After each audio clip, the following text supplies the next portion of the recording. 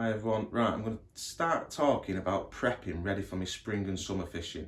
Now, some of you may never have tied a rig yourself before, you might not know where to start, so I'm going to run you through how I tie my rigs, what I do to prepare for it, and the best sort of patterns of floats and the situations I may use them. So, starting off, I've got 4 patterns of float here, and what you'll notice, they've got different bristles, different thickness bristles, different stems.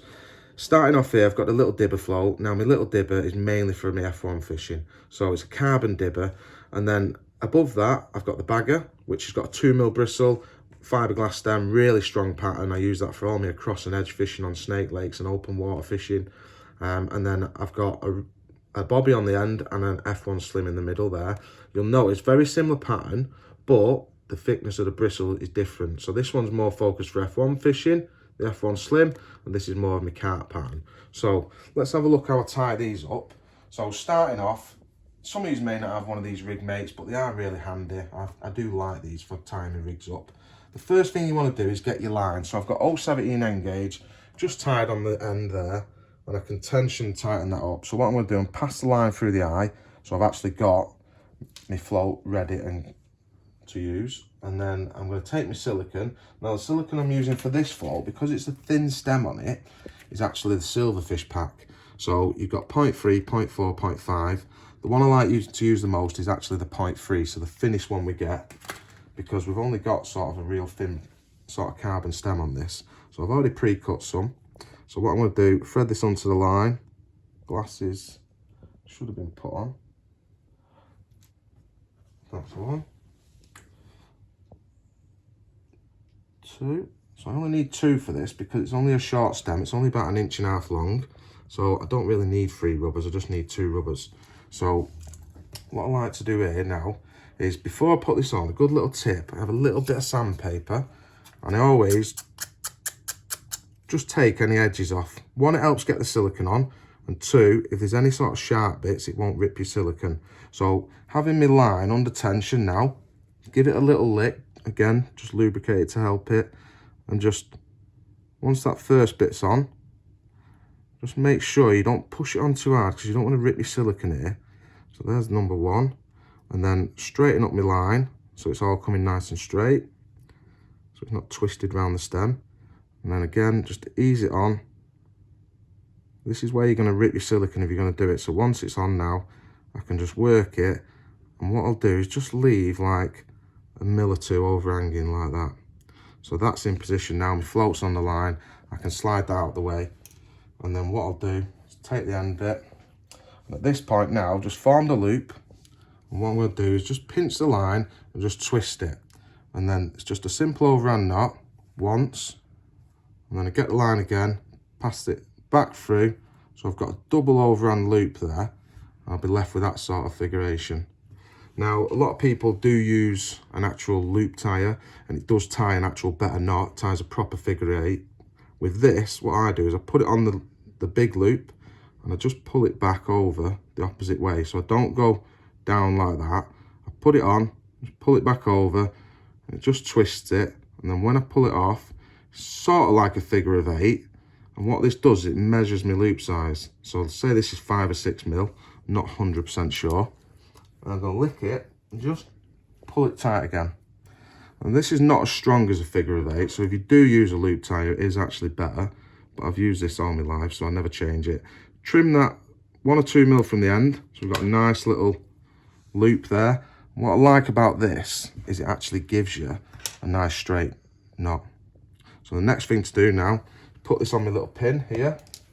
So I'll take this off, put it on my little pin, into there.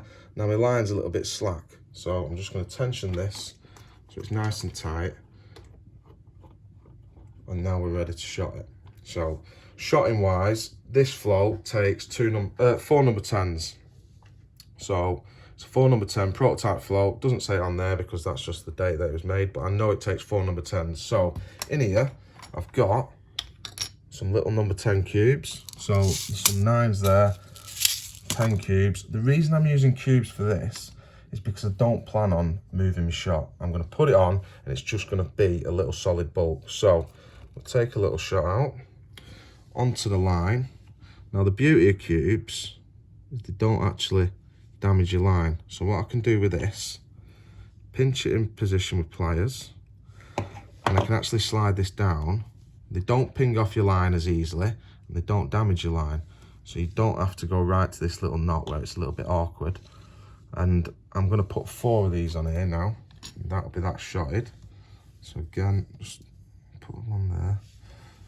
Onto my line. Line that slot up. Keep it pretty tight. Pinch it in position with your pliers. So that one's on. Again, I can just slide that down. Just form that nice little tight bulk. Etc, etc. So I'll put 4 of them on. I'm not going to do all 4 now. So normally in the summer, I would just have a little solid bulk like this. Now, with your bulk, that's great if the fishing's really good. The only other shotting pattern I may use in the summer for shallow fishing is what I'd call a strung out pattern. So strung out slightly is I might have my shot sort of 3 inches apart. So on this board here, what's great about this is I know I've got 1 inch, 2 inch, 3 inch, 4 inch, 5 inch, 6 inch, etc. all the way up to sort of 32 inch. So what I might want to do is have these shots spread at increments of every 3 inches. And what that'll do is give you a slightly slower fall. So there's that shotting pattern, and then obviously if the fishing's really good, we can slide that all down and we can just have a solid bulk. So when it comes to actually shotting your rig for your shallow rigs, they're the 2 favourite ways I like to do it. So keep it very simple. That rig's done now. All I have to do, pop it off the pin, tie it to the length I want it. So obviously this rig here, I think, right, I'm going to fish this rig no more than sort of 16, 18 inches deep. So if I want to have a pretty short line, say 12 inches or 18 inches, I can peel a bit more off, peel a bit less off. So with this one, let's say I wanted a 12-inch line, I trim it with my scissors. I probably want less than 12 inches to be honest. And then I'd repeat the process. So let's do that again. Overhand knot twice. Onto my little loop tire. This time I don't want a real small loop because it's got to come off my elastic connection. I want to turn it round, use a slightly bigger loop. So exactly the same, pull that off onto there, and I'll get a slightly bigger loop. Tension that down, trim it, and that now is a shallow rig ready for F1 fishing. And obviously if I want to fish it shallower, I can slide it down, a slightly longer line, really simple, and then all I'll do is just attach my hook length to the end, and that's how you make a rig. So another little tip when it comes to actually storing your rigs is obviously I like to put them on winders. I can get 2 rigs on this one winder. Loop it over the top there and try and stay on one side of your winder. So this time I'm going to stay down this side of the winder, fold my rig over. So I'll slide it to the middle, just go down there. And then obviously when it comes to attaching it, I'm a little bit old school. I like to use a little anchor. So here I've got some homemade anchors. And all this is old pieces of elastic. So this is yellow hydro elastic with a little staple in. Just fold the staple in and then tie a little loop on the end. And they're just easy and cheap to sort of store your rig. So that'll go on there, fold round, and I can either put it on that bit or I can put it on there. Because I'm going to get another rig on there, I'm actually going to put it on this side bit here. So that'll just go down that side. Pull that into the side there just so you can store it nice, and that's ready to go. I can get another little dibber rig on there. It's perfect for storing your floats. If you want to see exactly how I tie my bagger float, which is one of my most popular rigs in the spring and summer months, check out this video above.